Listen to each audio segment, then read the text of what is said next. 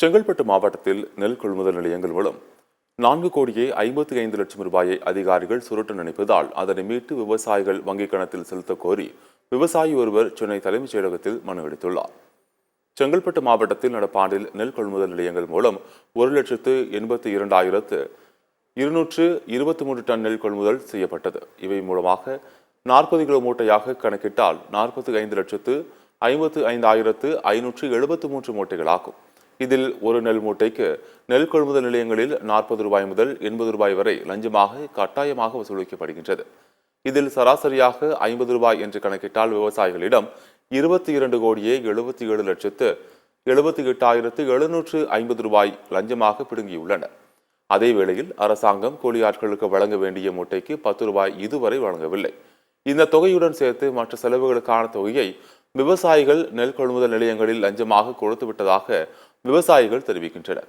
மேலும் 45,55,573 மூட்டைகளுக்கு 10 ரூபாய் என்று கணக்கிட்டு 4,55,55,750 ரூபாய் பணத்தை அப்படியே அதிகாரிகள் பங்கிட்டுக் கொள்வதாகவும் அந்த பணத்தை மீட்டு விவசாயிகளின் வங்கிக் கணக்கில் செலுத்திட வேண்டும் என செங்கல்பட்டு மாவட்ட விவசாயிகள் நலச்சங்கத்தின் தலைவர் வெங்கடேசன் சென்னை தலைமைச் செயலகத்தில் உணவு பாதுகாப்புத்துறை செயலாளர் ராதாகிருஷ்ணனை சந்தித்து மனு அளித்தார்.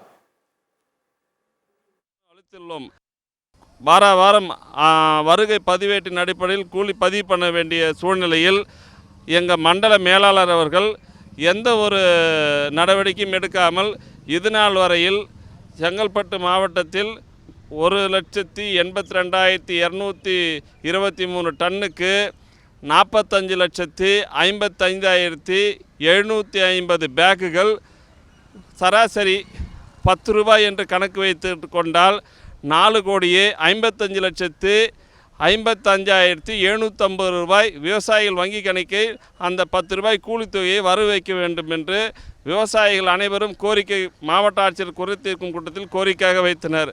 அவர்கள் ஏற்க மறுத்ததால் தற்போது தலைமைச் செயலகத்தில் உணவு துறை செயலாளர்களிடம் கோரிக்கை மனு அளித்துள்ளோம்.